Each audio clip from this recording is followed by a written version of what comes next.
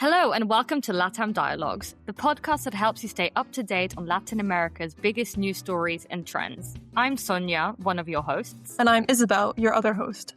We first launched LATAM Dialogues back in 2022. Then, as happens, life got busy. But now we're back, and we're very excited to be relaunching the pod. Yes, we're really thrilled to be back. Our aim is to help English language audiences better understand and engage with Latin America through short, accessible episodes that unpack what's happening across the region. In each episode, we'll start by going over some of the main stories of the past few weeks. Then, in the second half, we'll take a deeper dive into a major trend, theme, or ongoing development in the region, often with the help of expert guests. This week, we'll be looking at the deepening economic and humanitarian crisis currently unfolding in Cuba, which is deteriorating rapidly following the US decision to block almost all oil from reaching the Caribbean island. We'll get into all of that a bit later in the episode with a special guest. But first, let's start with our first story. Latin America is in the middle of an electoral supercycle, with voters across the region heading to the polls amid economic frustration, concerns about crime and corruption, and growing distrust in traditional political parties. Some of these elections have and are set to take place in countries like Chile, Costa Rica, Brazil, and Haiti. One particularly headline-grabbing election has been in Peru, which is facing political turmoil and fragmentation after years of institutional crises that have essentially produced a revolving door of presidents. Isabel, can you give an overview of the current electoral situation in Peru? Who's winning? When were the elections held? Absolutely. So Peru is in the middle of a really turbulent election cycle that's been characterized by a record 35 presidential candidates, delays in counting of votes, fraud allegations, and now all the votes are officially counted from the first round, which took place in April. But there's still a lot of uncertainty as no candidate has secured an outright majority in that first round. So a runoff is now scheduled for June the 7th. To give you a bit of background on the candidates who are currently leading, we have Keiko Fujimori, who is a right-wing candidate from the Fuerza Popular party and is kind of notoriously the daughter of a very highly divisive former president, Alberto Fujimori. She finished in the first round with roughly 17% of the vote. And then the battle for second place has been extremely close between Roberto Sanchez, who's a left-wing candidate backed by the former president Pedro Castillo's support base, and Rafael López Aliaga, who is a hard-right former mayor of Lima. And why is this election so controversial? Like, what's actually at stake? That's a good question. So from the outset, the race has been dominated by political instability, a lot of anger towards the traditional political establishment, and concerns about instability and crime, really. So from my understanding, this election is bigger than just simply choosing Peru's next president. In fact, it's about the Peruvian people effectively deciding whether the country can restore some kind of level of institutional stability after nearly a decade of chaos. And that is very much reflected by the fact that Peru has had 8 presidents, I believe, in the last 10 years. So it kind of is indicative of the fact that democratic checks and balances are not really working because they can't even seem to ensure a stable presidential cycle. Okay, 8 in the last 10 years. That's a lot of presidents. Why have there been so many in Peru in the last decade? Yeah, it's a crazy amount if you think about it. So I believe that this is the case because multiple presidents have actually been removed or forced out by Congress itself. And that is because Congress and the executive branch have a very fragmented relationship, to say the least. And they've essentially impeached a lot of presidents that they don't like. And they really only need a 2/3 majority to do this. So it's not that difficult. And they tend to impeach them based on like so-called grounds of moral incapacity, which can range from and have related to a number of accusations, including corruption, personal scandals, and actually huge regional scandals like the Odebrecht scandal, which we don't have time to go into today, but it was basically a huge transnational bribery scheme. So they've definitely had the reasons to do so, but given that they do have that power, it's hard for a president to stay in for more than a certain number of years or months even. Why are so many Peruvians so frustrated with the political system in their country? I think, like what's happening in so many other Latin American countries, many voters feel very disillusioned with the system, the political system. They don't feel represented. And so they're increasingly turning to outsiders or like anti-establishment candidates. But that means that it's very hard to secure a dominant party. So the political system continues to be very fragmented, and candidates can reach the runoff stage very easily with low levels of support, like what's been happening now. And I think it's particularly interesting that when we talk about a democratic crisis in Peru, the concern here is less about an immediate dictatorship, which is often what we think about when we talk about an erosion of democracy in a Latin American country. And it's more about a sense of democratic exhaustion, because the system is functioning formally, but it's losing its legitimacy, really. And just before we move on to our second story, another election to watch in Latin America will be taking place in Colombia very soon. And I'm sure we're going to discuss the outcomes in our next episode. But before that, can you just tell us a bit about why the Colombian election taking place in June is so significant? You're right. Colombia is another hugely important election to watch in Latin America. It's coming up at the end of this month, and essentially it could determine whether the country continues in this leftward shift that began with the current president, Gustavo Petro, or if it swings back to a more conservative, security-focused model. Petro's 2022 victory was really historic in Colombia because it was the first time that a left-wing president was voted, and his government really pursued these quite ambitious social reforms to try and bring peace to a country that's been in political and social turmoil for decades with the armed conflict. The problem is that violence hasn't got better. It's actually worsened in several regions despite his attempts to secure peace. And, you've got more drug trafficking organizations. So he's not hugely popular with some of the country. And he's also gained quite a interesting foreign policy reputation for standing up to political figures that he disagrees with, namely Trump, which has caused some issues for the country in terms of US-Colombian diplomacy overall. So yeah, I guess the outcome of these elections will matter not only for Colombia, but for the broader political direction of LATAM. We'll see what happens. Definitely very interesting. Okay, let's now move on to our second story. And that is that after 25 years of negotiations and, dare I say, plenty of political drama, the European Union and Mercosur's trade agreement provisionally entered into force on May 1st. Yes, indeed. The deal was signed in January this year with the aim of boosting trade between the two blocs. It eliminates tariffs on more than 90% of bilateral trade, covering several key sectors. For Europe, that means exports like cars, wine, dairy products should be easier to sell in Latin America. And on the other side, for South America, products like beef, poultry, sugar, etc., and will have greater access to European markets. And this is a big deal because it creates one of the world's largest free trade areas, covering more than 700 million people. And together, the EU and Mercosur make up, I think, a quarter to nearly a third of the world's economy, depending on how it's measured. But before we get into the finer details, let's first take a step back. Sonia, what actually is Mercosur? It's a great place to start, I think. So Mercosur stands for Mercado Común del Sur, or Common Market of the South, translated into English. It was established in the early 90s. Its members are Argentina, Bolivia, Brazil, Paraguay, and Uruguay, although Bolivia only recently joined, so it's not part of the trade agreement with the European Union.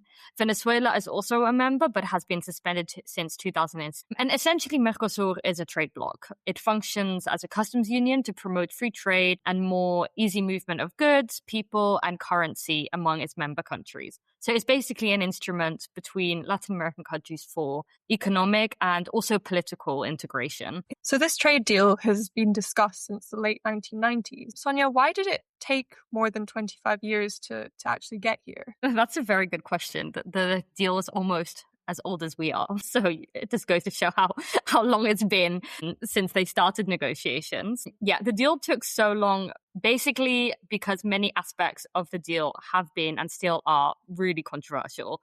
It's not just because the countries are arguing or negotiating tariffs. It's really because there are some really sticky, controversial points in this trade deal. One of the biggest ones, I think many of our listeners might be aware, especially if they're from Europe, one of the biggest flashpoints was the trade of agricultural products. For Mercosur countries, it was very important in this trade deal for them to get access to European markets for their products like beef, poultry, sugar, and ethanol. But in Europe, this almost immediately ran into resistance from farmers who obviously fear cheaper competition. I myself live in Brussels. There have been tractors and farmers on the streets protesting, and many of the reasons why they are protesting was against this EU-Mercosur trade deal. So every time the trade deal kind of moved forward, agriculture became this big domestic issue, especially in countries like France and Poland, arguing that it would be unfair for European producers. There have also been concerns and controversies around the environment. When talks started, like we said in the late 1990s, climate and deforestation were not central to trade politics as they are now. In recent years, concerns over deforestation in the Amazon rainforest, food standards, and climate commitments have become much more important. And a lot of environmental groups have argued that increasing demand for beef and soy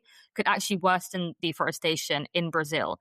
And I remember this being a really big sticking point, especially when Bolsonaro was the leader of Brazil. So the deal is just very controversial, and that's why it's taken so long for it actually to get signed and ratified. That's really interesting to hear, especially that it's caused so much controversy and there's so many sort of different parties involved in this. So why do you think an agreement has finally been reached, and what's going to happen now? I think, and there is quite a lot of consensus about this, but many people believe that the trade deal has finally come about due to the huge changes in the geopolitical context of the past few years, which has made leaders have kind of wind in their sails to really get this deal across the line. Europe is obviously trying to reduce its dependence on China and the United States, and it wants stronger partnerships with other regions. Meanwhile, Latin America wants investment, market access, and more options in a world where trade is becoming increasingly fragmented. There's also a political argument here. Both sides want to show that in this, some people say we're in a new world order, but I think both sides want to show that big trade agreements and the status quo are still possible, even at a time when protectionism is rising, especially with the Trump administration. I think it's also important to say that the agreement has only been provisionally applied. Final ratification on the EU side for the agreement will take a while longer because the European Parliament has actually voted to send it for legal review to the EU's highest court. So that will take about a couple of years until final ratification can take place. But from the 1st of May, the agreement will basically start to gradually eliminate tariffs and duties between the two big trade blocs. Some non-tariff barriers, like those related to labeling, and will be removed, and companies will start to have access to new markets. It's also important to state, though, that it's actually written in the agreement that a lot of the tariff reductions will be phased over the next 10 to 15 years. So for some sectors, we shouldn't be holding our breath to see the economic benefits yet. And how have Latin American countries reacted? Broadly speaking, many Latin American governments and export sectors have welcomed the deal. Most of the controversies and the delays were really on the European side. And actually, last year, a lot of Latin American leaders did express their frustration with Europe's lagging on signing the deal. But Argentina and Uruguay ratified the deal quite quickly, which really shows the political support of those countries. Lula, who is the president of Brazil, said, and I quote, "Nothing better than believing in the exercise of democracy, in multilateralism, and in cordial relations between nations," close quote. He also said that it's a response to Trump and a reaffirmation of multilateralism. So there's really the sense that kind of the EU and Latin America are working together to kind of save the world order. However, there are some sectors in Latin America and Mercosur countries specifically that are worried, especially industrial sectors, worry about competition from European manufacturers. There is also a kind of a broader theme that has come out in the Mercosur countries, that there is a bit of a fear that the trade deal will basically reinforce a similar structure in relations, which is basically that Latin America exports food, raw materials, and agricultural goods, while Europe exports higher value industrial products. So basically, a lot of people in Latin America are hoping that the deal does bring investment, value-added production, and a more equal political relationship. So So hopefully it'll be worth the 25 years wait. But for now, I suggest we circle back in 20 years to see how this is all played out. That does certainly sound like a long time to wait.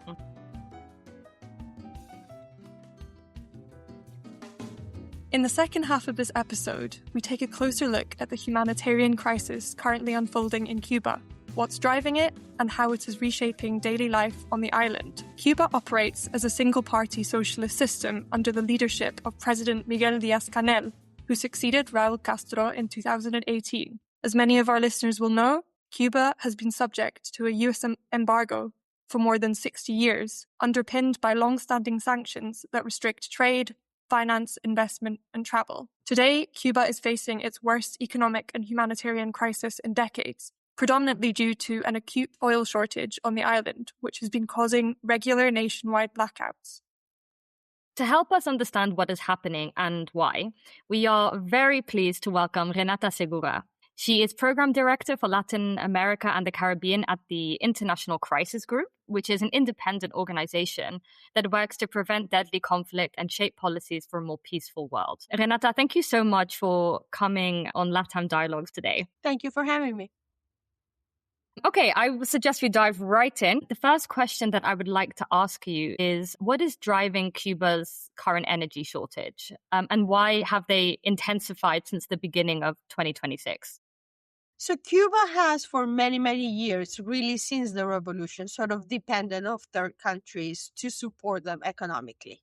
Obviously, Cuba is a very small island, and the way in which their economy has worked under the Communist Party has never allowed the island to be fully independent in general in the economy, but particularly on the energy front. And so for many years, they depended from Russia, from the USSR at the time as their main partner. After the USSR collapsed, Venezuela took some of that role, and particularly during the government of Hugo Chavez, who was a socialist and was implementing a revolution of sorts in Venezuela, there was quite a very close relationship. Because the Venezuelan economy itself has tanked, that has made it more difficult for the Venezuelans to send the amount of oil that the Cubans have been needing. But things really radically changed this year because the United States has decided to implement a blockade. It's not technically a blockade because of legal reasons, but in essence, it is. It is essentially the U.S. boats are like making sure that no boat bringing oil to Cuba actually can reach its shores. There's been a couple of exceptions. They've allowed a couple of boats to come in with some oil. But the truth is that Cuba does not produce nearly enough oil for what it needs. And now, because of this U.S. intervention, it's not being able to import it. So this has generated a number of consequences, mostly the electricity not being able to run, but other things that are critical for Cuban daily life. For example, there's no diesel. So that means that there is no trucks. That means that it's difficult for ambulances. That has meant that there's been very little garbage collection. So the oil, it's sort of the beginning of a crisis that triggers in multiple other areas, making daily life very, very hard for Cubans. Yeah, and we will definitely dive a bit deeper into the consequences of the embargo. But I have a quick follow-up question because, as Isabel mentioned, our listeners will be aware that there has been a decades-long embargo from the US on Cuba already. What makes these measures that they introduced this year different from the long-standing embargo that they've already had? So two main things. As you were saying, the embargo that has existed for many decades essentially punishes third countries or American businesses in particular that engage in any kind of commercial transaction with Cuba. But two things have changed. One is the physical stopping of the boats coming into Cuba bringing oil, which had not happened before and which many people claim is actually a violation of international law. And then a new set of sanctions that the Trump administration has imposed, which tries to expand those punishments for those who interact with Cuban economically, not only to U.S. citizens or to businesses that use the U.S. financial system, but in general. So it's those two ways, essentially. Physically stopping aid or oil from coming. And second, punishing third countries or third country individuals that are engaging in commerce with Cuba. From what you've described, Renata, it sounds like the Cuban people are really no strangers to the volatility caused by like decades of living under a US embargo. But from what you said, it seems like this so-called blockade has really reached new heights. Just today, for example, I was reading that the island has completely run out of diesel and oil, which sounds really devastating. You already kind of touched on how the reality is playing out on the ground, but how are people adapting to this day to day? I mean, it's interesting because Cubans, have for many years made do with what they have. And so there is a resourcefulness and a resilience of the Cuban people that is fairly extraordinary. But I think the conditions on the ground right now are really, really difficult. I think one of the main problems is that the Cuban state has stopped garbage collection because they don't have the diesel for the trucks, and they decided to use the one that they have for other emergency purposes. So there's mountains of garbage throughout Havana and other cities, and because of the weather, that has produced a lot of mosquitoes that bring illnesses. There's also been quite a bit of reduction both of the school day but also of the work days. People cannot get to their workplaces, so they have to bike, which is something that was happening before, but now there's no electricity in the plants. So really the economic production and the everyday life has been seriously affected. And then obviously you have the lack of electricity, which means, for example, that people cannot have food in the fridges, right?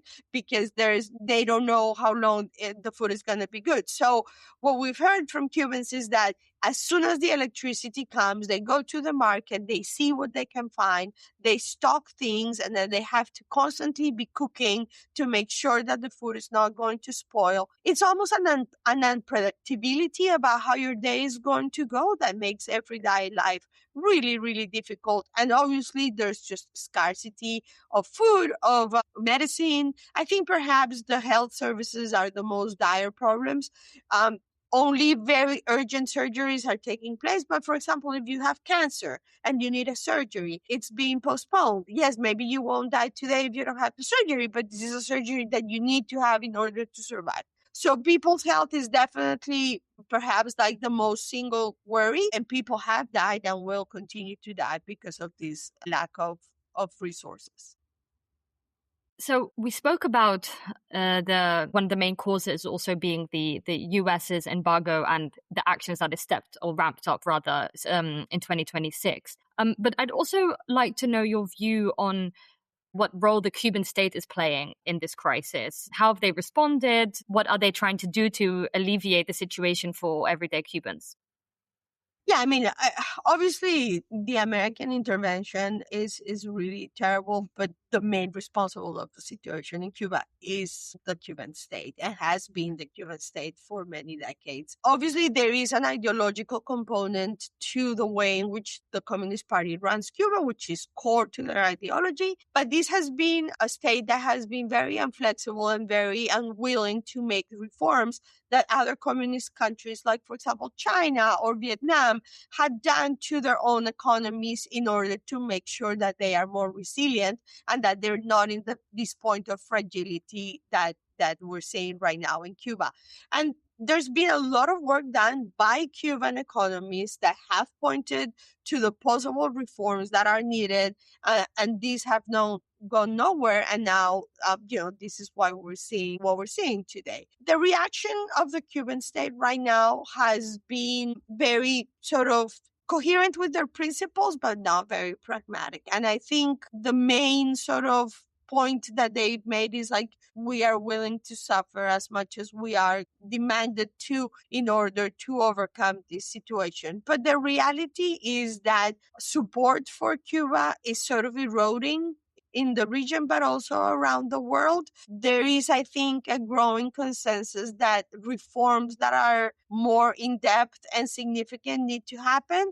And this doesn't seem to be something that is on the table at the moment. I mean, obviously, we know that the negotiations between the US and Cuba are happening behind closed doors. Perhaps there are more promising, dialogues around that at the moment. But I would say that as of now, really, they're sort of relying on this resilience of the Cubans to kind of present a front. But the reality is that their people are at a breaking point, and at some point, something is going to have to give.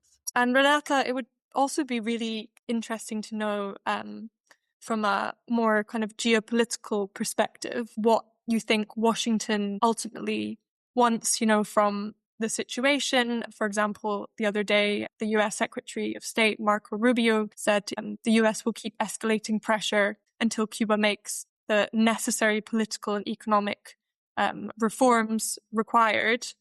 So how do you interpret all of this? And do you think this is kind of an expectation that Cuba will concede some political and economic power, or is this really essentially a call for full regime change? I think that is a question that nobody really knows the answer to, because I think the administration itself is divided on what its goals are. So I think if there's something that we have learned from President Trump is that he thinks about this in very transactional ways, right? So as Venezuela has taught us, yes, there's obviously like a part of changing the government that appeals to him as a political win.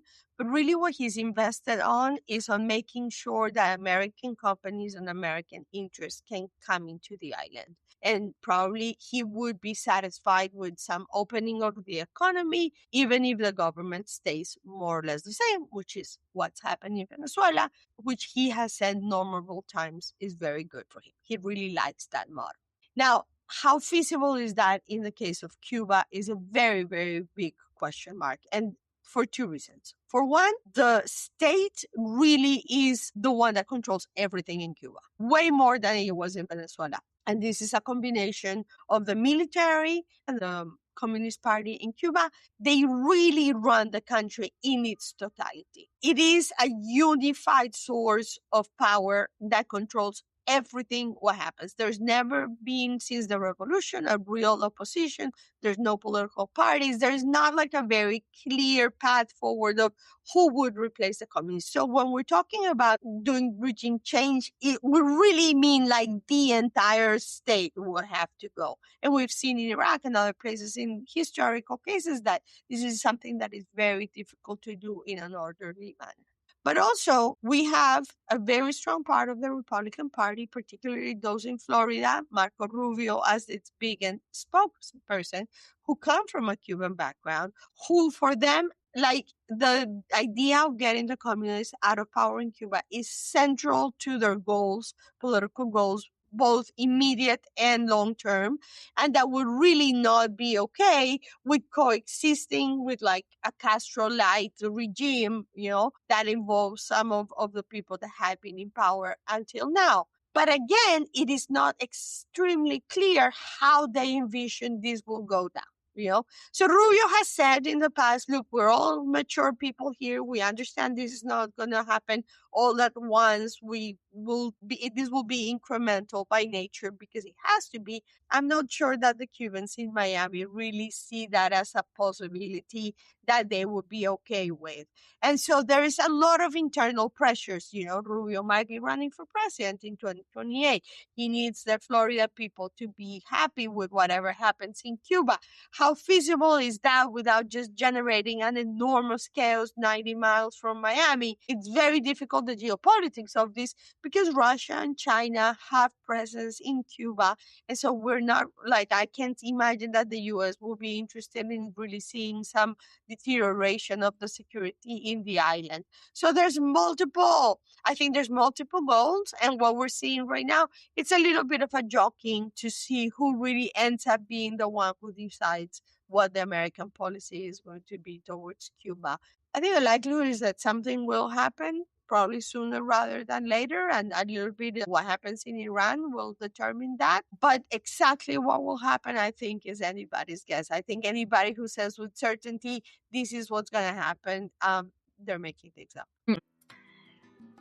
Well, on that note, that's all we have time for today. Thanks so much again, Renata, for your insights and for joining our podcast, LATAM Dialogues. We really appreciate it. Thank you for having me. The next episode of LATAM Dialogues will be available next month, so please stay tuned. Please follow us on social media. Our handle is @LATAM Dialogue. And don't forget to please leave a review wherever you listen to your podcasts. It really helps other people find us. Thanks a lot and see you next time.